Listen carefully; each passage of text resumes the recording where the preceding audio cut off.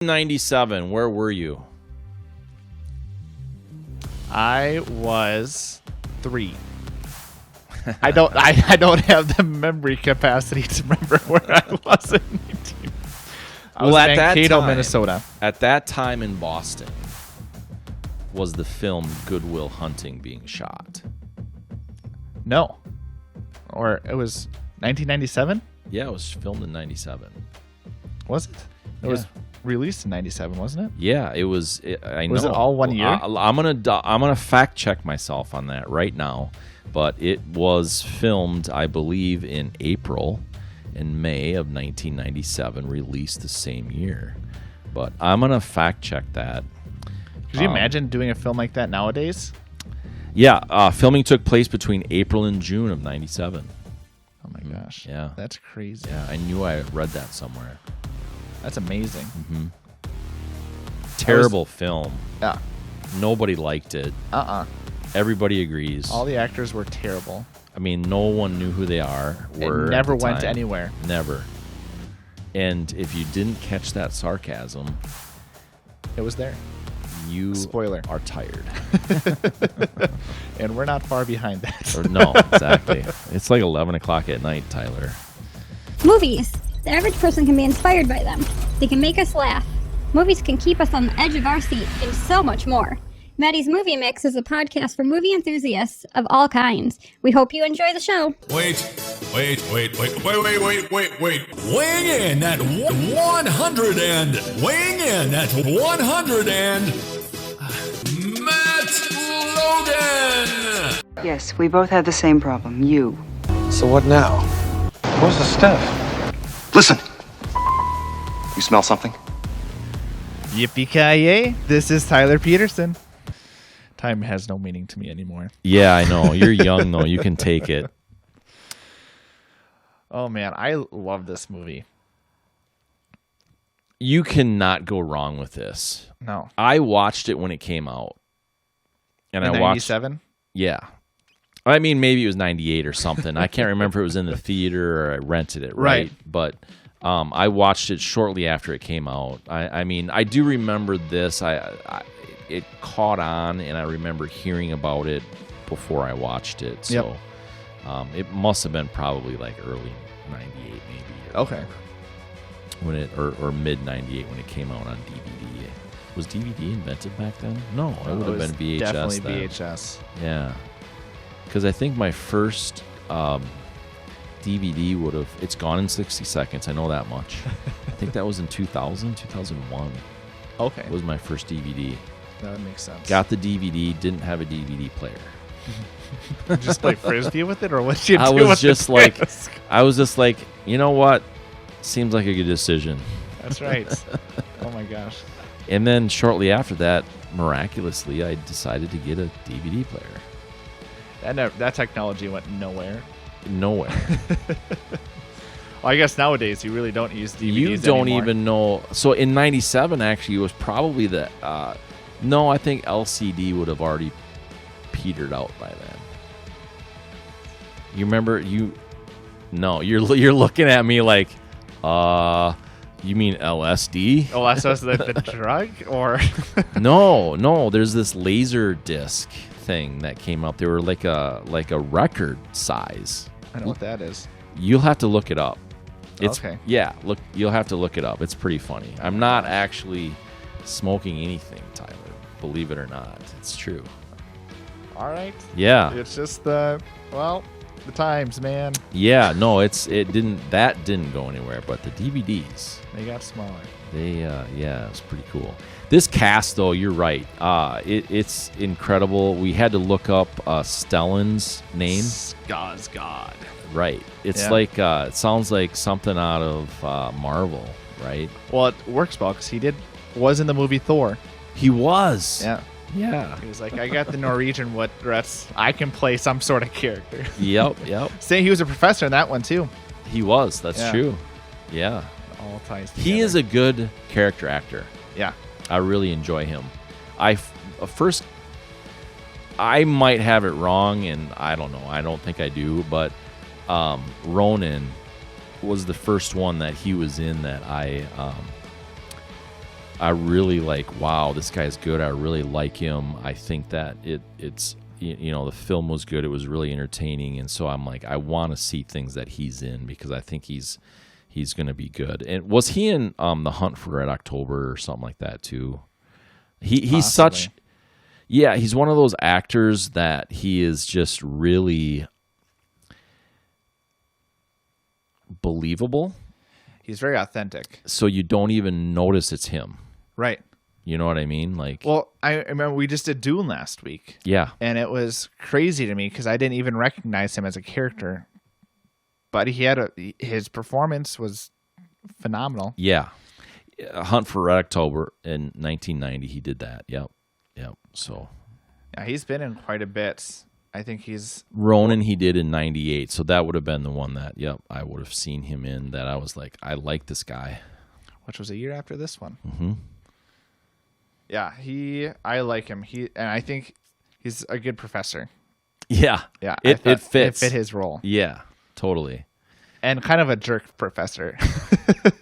Well, super Driven. arrogant. Yeah. And there's when I was watching it, so I watched it, like I said, when it came out, early 98 probably. And for me, watching it again here was like, he's arrogant yet confident.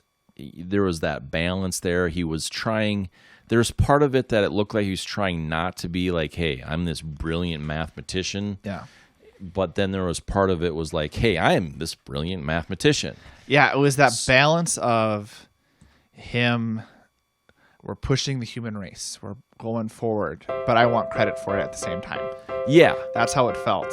A little bit of a background character in the development of just like world peace. Right. Not That's literally, right. but Yeah, and I think that scene at the end, or near the end, where it's Sean and Lambo, so Stellan and Robin, having that conversation of what's the best route for Will's character.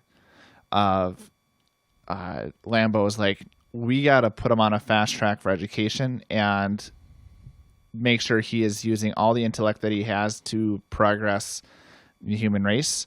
And then you got Robin saying, no, we really should work on what are his issues for him then to reach his best potential for what he wants to accomplish and what's the best for him. Tell me more. It was interesting when you bring that up. It was interesting as I was watching it. I have this like pet peeve, I suppose one would say, of people meddling. Yeah. Right. And I know I'm guilty of it. Yep. I try not to be anymore, but I know I have been guilty of it for sure. Not necessarily on purpose, but it's there as a human being. Right. And I'm looking at this and I'm like, this guy is completely meddling in his life. Yeah. He's trying to get him to go down the path that he wants him to go down rather than, like you say, Robin Williams' character, really developing him as a person so that would actually benefit society even more.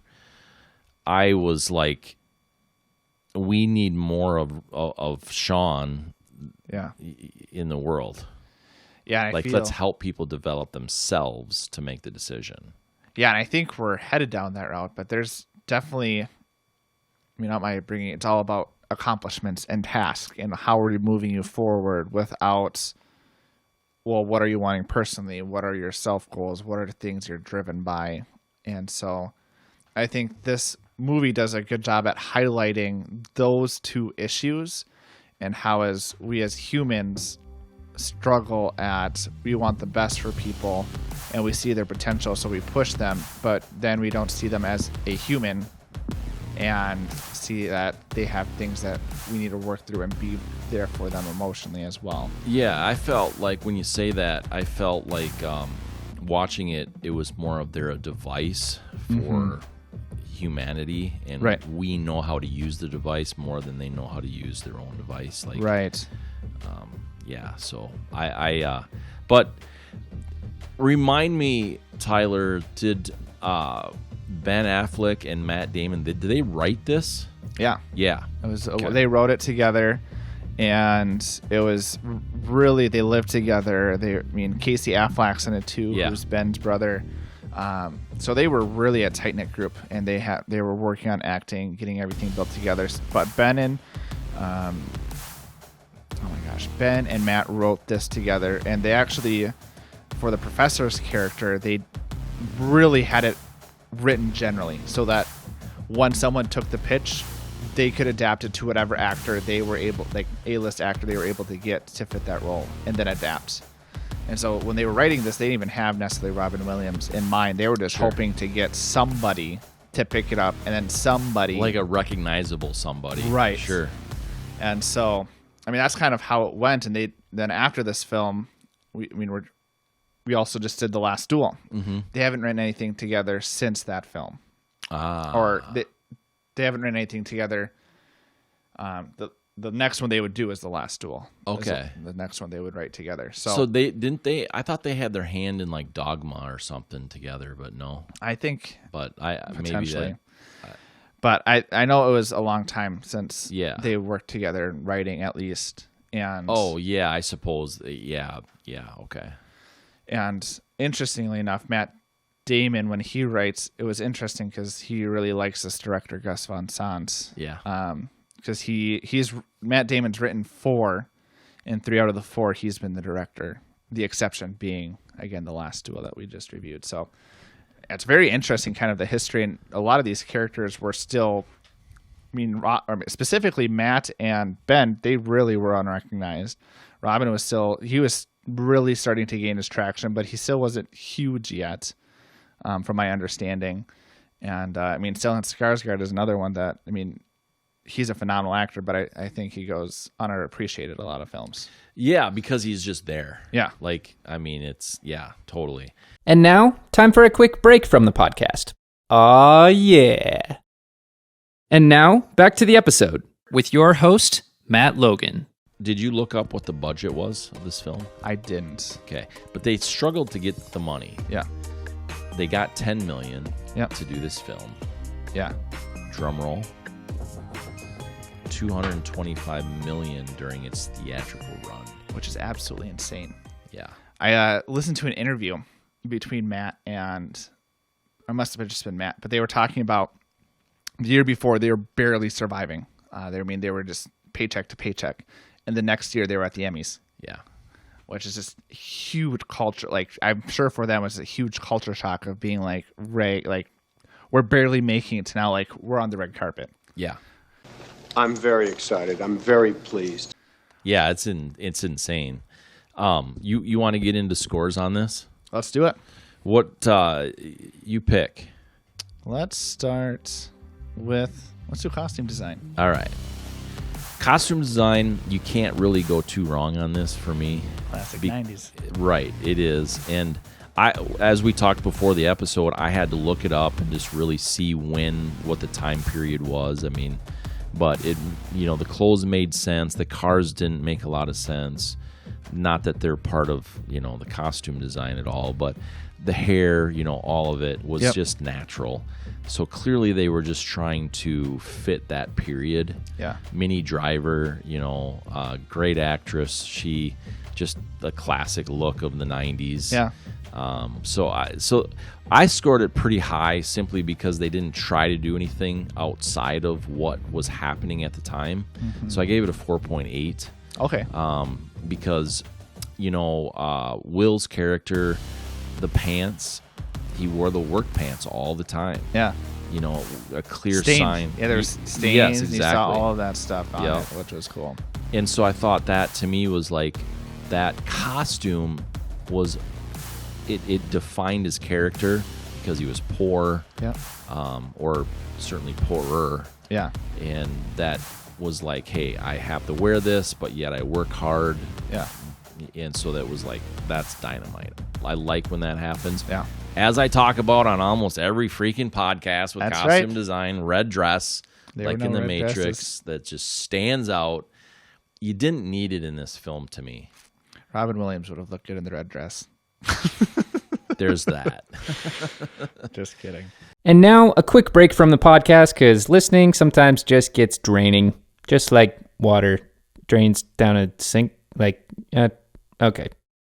But the one thing that I will say that did stand out was Stellan's character, the professor. Yep. Had the scarf. Yes. Everything he wore had the scarf. Yeah, I noted that on mine as well. Okay. And so that to me was like, yep, there's my red dress. It's like noticeable every scene. Yes, it was. Yeah. And yeah, I liked it because he was a professor and he was an astute professor where you wanted to be like, I'm top dog or I am higher up. And so I like the scarf for that reason. I like Sean's character. He was still dressed up, but he was definitely more laid back in his apparel. He was teaching at a community college, and he seemed really comfortable in what he was wearing. His skin, which is also fits well with his character. And then, like you had said, with Will's character and then also his friends, they were all wearing the same clothes because they were all in the same social setting. So I gave it a 4.5. I thought it was really good. Again, like you said, it didn't need a red dress because it was just a group of people, and it would have been weird if someone was out in a clown outfit or something like that. But, right. So I really enjoyed it, and they did a great job with the costume design. Yeah, totally did. I agree. I want to talk about music because you enjoy music so well. So let's score the score. Score the score.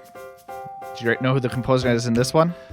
Did you look it up? I didn't look it up, and you know why? Why is that? Because I know you would. Just gonna be honest. Music is super important to me. I don't want to make it sound like it's not important. Right. So, but if someone else is gonna do the heavy lifting, I mean, come on. I'm human.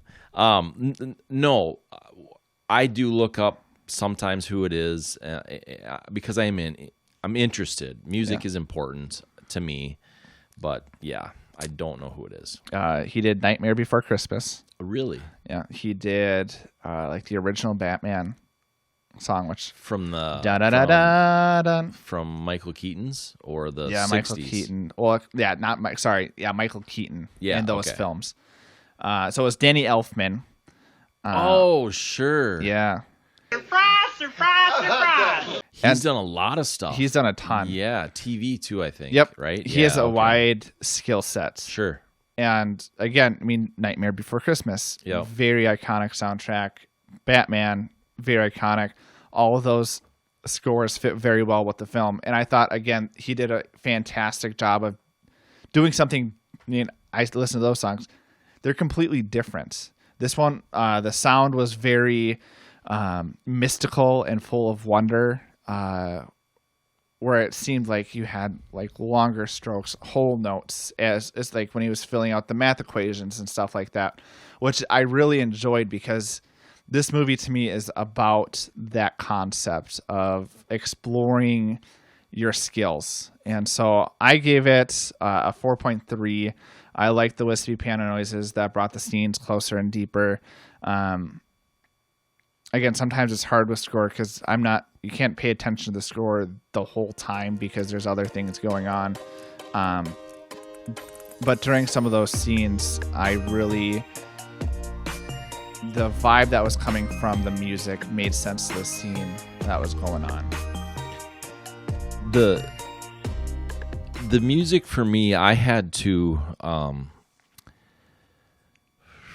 how do I want to put it? I had to notice it. Yeah. And I sort of like that and I sort of don't like it. Right. So like there are scenes I think they should have notched up the decibels a bit, like when he, like the chalkboard and some of that. I think they should have just ratcheted the volume itself up. Yep. So because of some of those things, I gave it a 4.1. I believe it. So there's some movies, Star Wars, I mean, some of them, like, the whole thing just goes together. The epics. Right. Yeah, it just goes together. Yeah. And this, there was just different places for me that didn't tie into the whole film. Okay. I guess. Yeah. And I can't remember now, and I didn't write it down. I should have. I can't remember what places those were at, but there was just like, is this the same film? Right. Like, and I mean, I do remember they were very different scenes, and I get that, but it just felt like somebody else was doing it to me. Okay. A couple places I don't remember. Again, I didn't write it down foolishly, but always have to have the pen on hand. I know, right? Exactly. I get caught up in I want to enjoy it too. Yeah. And so I get kind of caught up in that, like that balance. The score is hard. I think really hard to, especially if it's not an epic where the score is very essential to the film of enticing you, making those grand scenes. This film was not an epic by any means. It was about relationships, and so the music was definitely not grand. Like it was not loud. So it's hard to then pay attention to it at times because you're focused on the narrative. Yeah. It wasn't bad, obviously. I mean, it was a 4-1 for me, but I'm just saying that some of those were just a little bit. Yeah. Yeah, and I'm not a musician. I appreciate listening, and I'm not a musician, so I'd probably understand it a little bit better if I had more like music background, I guess. Yeah. Or training. I played the tuba, so that's right. I didn't do anything fancy because I just played the whole notes. But you have an understanding. Yeah. Whereas I don't. Yeah, and I have way too many playlists of Hans Zimmer and Danny Elfman, and I do soundtrack music from video games. So I listen. It's phenomenal. Yeah. I enjoy it a lot. Yeah. What's next? What's next?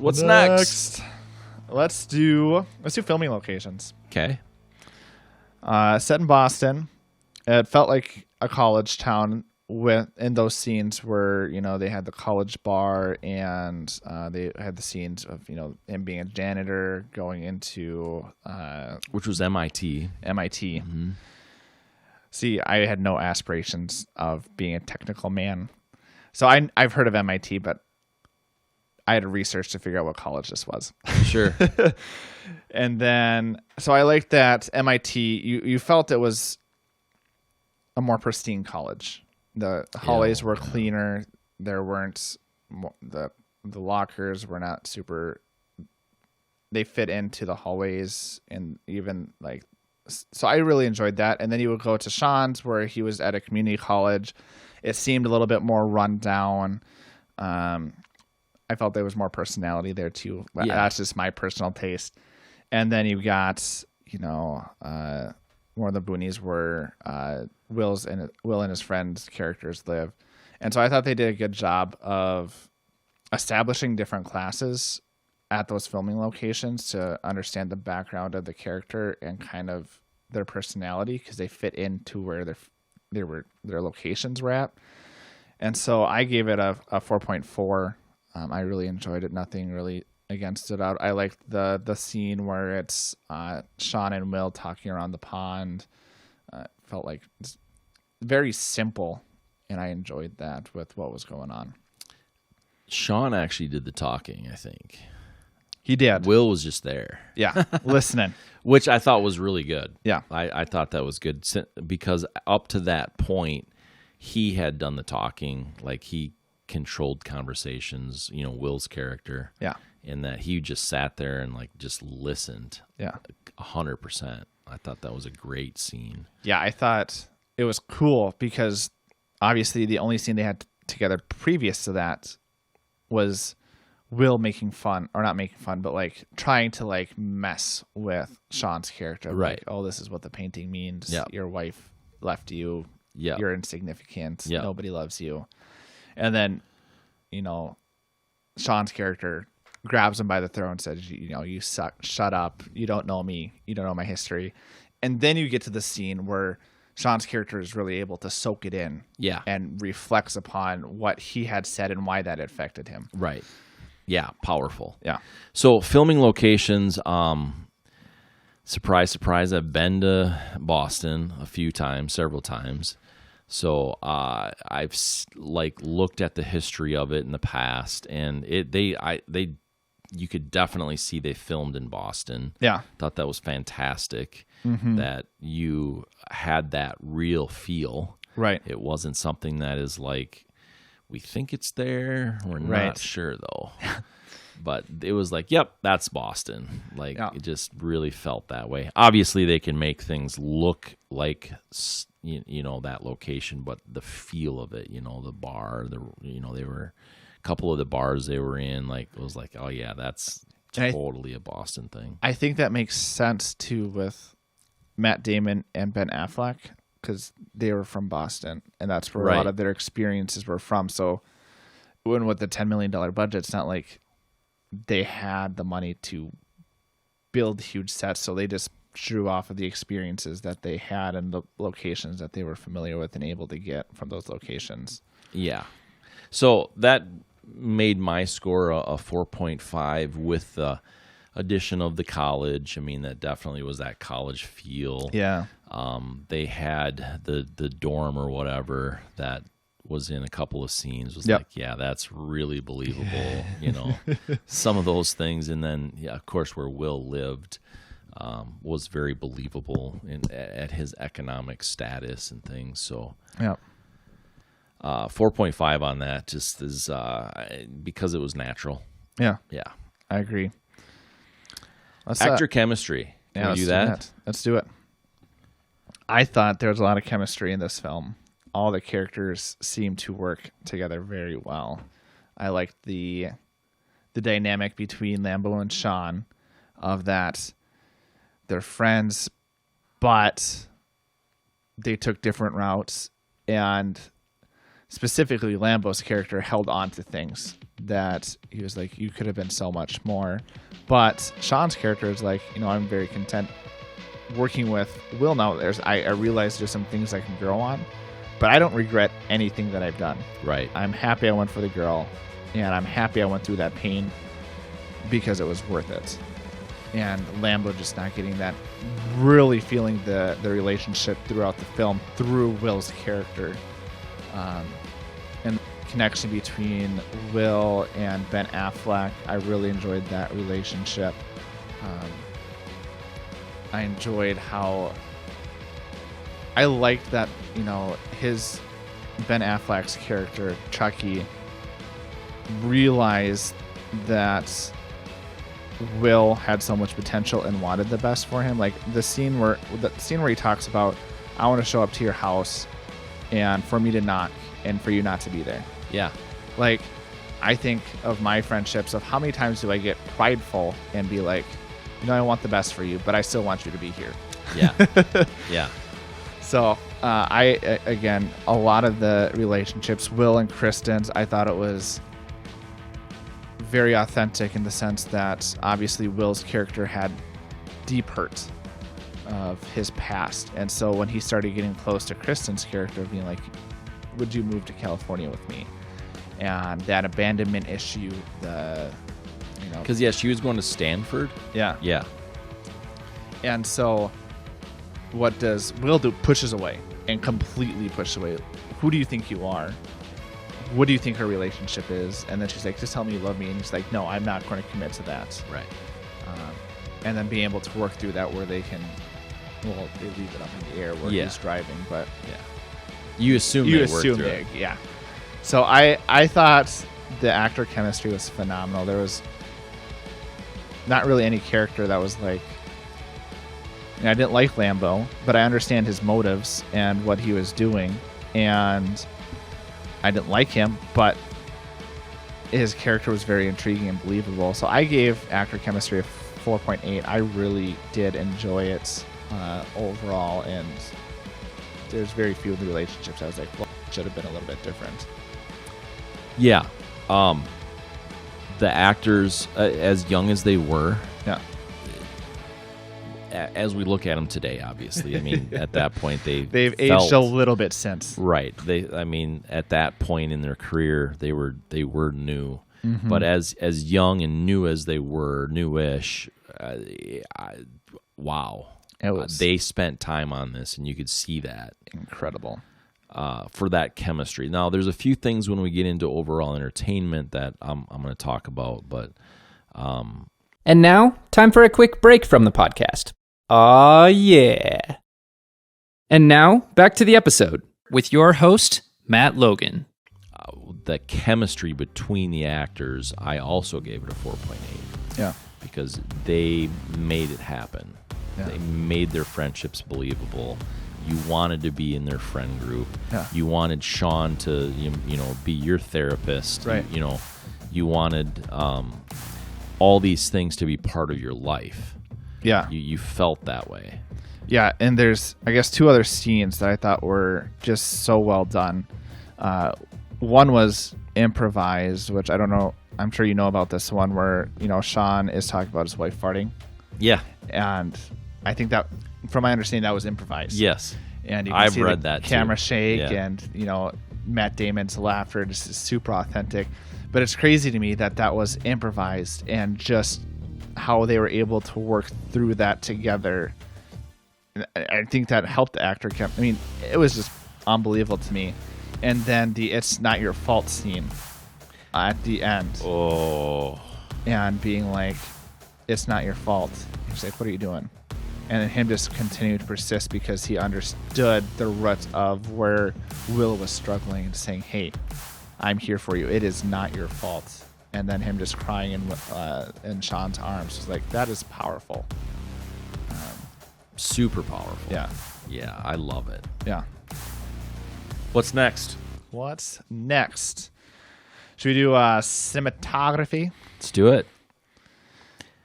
I'm going to go first then. Do it. 4.2. Good.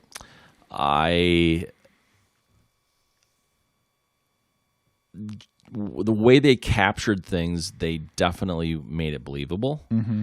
They made the dark feel dark to me. They made the light feel light. It would just those emotions were in there that was captured on film by how it looked. Yeah, and they did a good job at, again, looking at the bench scene. They were on Sean's face, for a good chunk of time. But I'm so happy they did that because the emotion that they captured through that story was phenomenal. And if they would have cut back and whatnot, it would have taken away from the scene. Yes. Really smart editing there. Yeah. What'd you give it? I gave it a 4.2. I liked also. We've two of them now. I know. This one. There's a connection on this one. Jeez. I also, a scene that I thought was really funny was the hypnotist therapist. Again, I like the music on that one too because it was very mystical. Yeah. And that's what they were going for, is because it was this hypnotist and like Sean's going deeper and deeper, and then for it just to be him going into song afterwards, telling the story. And I know that was really a good scene.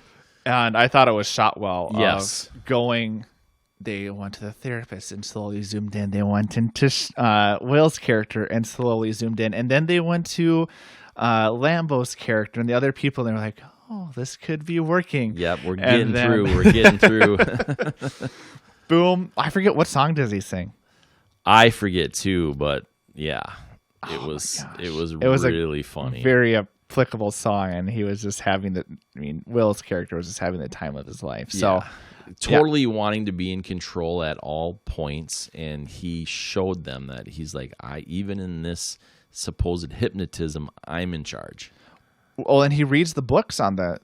Right. When he goes, knows who he's going into, because that first guy, he was like, yeah, I've read all your stuff. Yep. And then he goes in deep conversation of like, oh yeah, this is your theories, this is what you're talking about. Right. Oh, very good, very good. And so, yeah, it was something else. And yeah, Matt Damon did a great job at portraying that savant of like, I understand a lot of things, but then emotionally dissonant. Yeah. Overall entertainment. I want to talk about that a little bit. Obviously, they, South Boston, so they had to do the accent thing. Yep.